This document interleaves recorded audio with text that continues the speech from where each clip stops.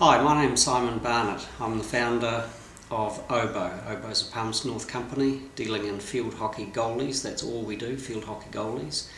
We sell to 62 countries globally, and we have a market share within the field hockey market of for goalies of around 65%.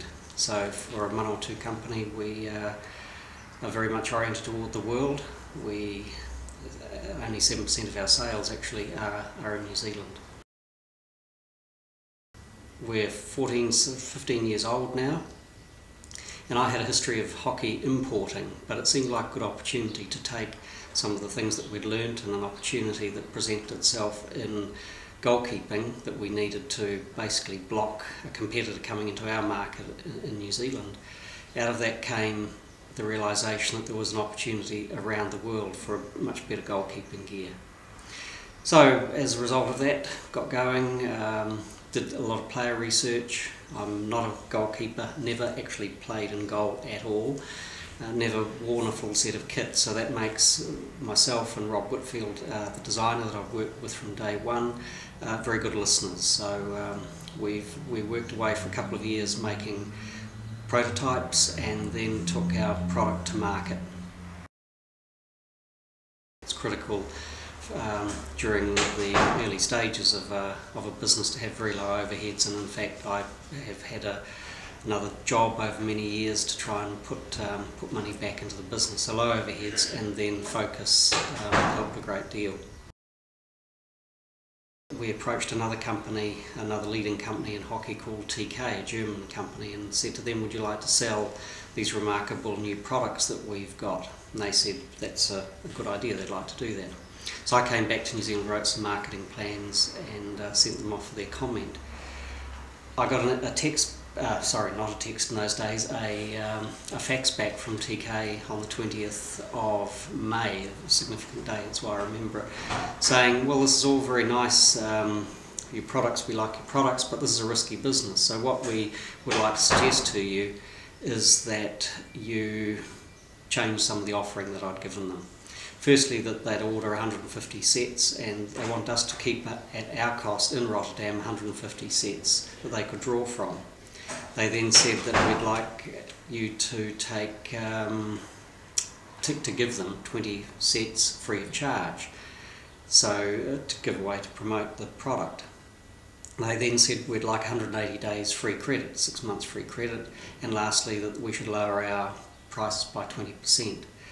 So the result of that was that I realised we were in a lot of trouble. This was a thoroughly bad business model, and so I needed to sort out my business model and spent really 2 or 3 months sorting out how we were going to do this. So subcontracting was an important part from day one, but the idea of using someone else's brand was the original idea.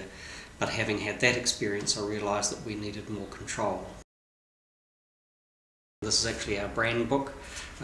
It doesn't just say good shit, it actually says good shit that really works, which is a fundamental driver of our whole business. Branding is not all about the logo, it's actually about the sort of stuff that's included in something like this that goes through everything about the way that we do business, from the basics of the attitude that we take into the business, the attitude that we think our goalkeepers have, our market has, how that all comes together in terms of what you might see in on the screen or in the product, but also all the intervening steps about how we design, how a product should look, how they should work, the language that we should use. Almost everything about what we do is included in this book. So that we keep on the desk on a daily basis, and don't always view it daily, but certainly it's a constantly referred to piece of work.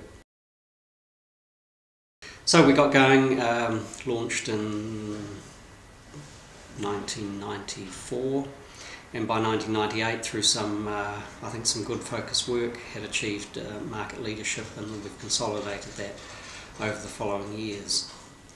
So from, I'll just show you what a piece of OBO hockey goalie gear looks like. This is actually a leg guard that covers the leg, and this we produce in Palmerston North. We have a factory that we produce 24 hours a day in here most of the year. We've got a very dedicated group of people who have enormous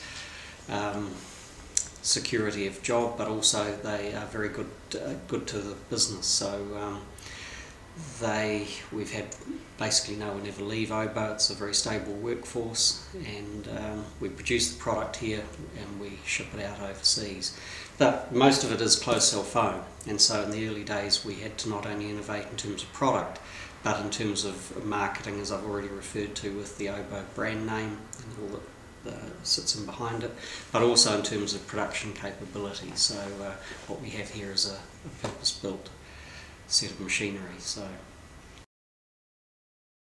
it all comes down to people, because here in the Manawatu we've got people who are extraordinary, who are committed to doing very good work, who have a good attitude to life, and that makes the difference for us. So I'd prefer to be here. It means also, because of life being easy here, we can really focus on what we're doing rather than fighting the environment, fighting the traffic, fighting just the daily living. So we've got a lot of easiness here, which I think we do capitalise on in OBO.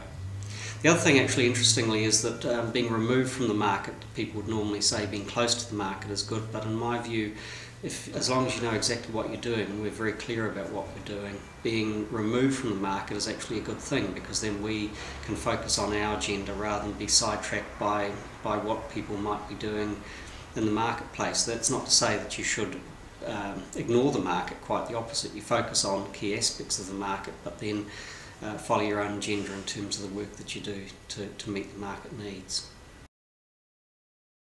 So this is a great place to do business.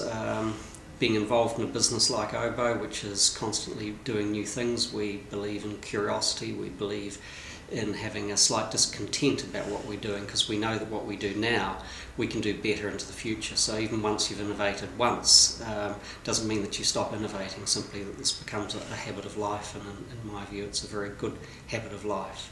So welcome to my world, and I hope you can be an innovator as well, and get your own business going. It's a very cool way of life. Thank you.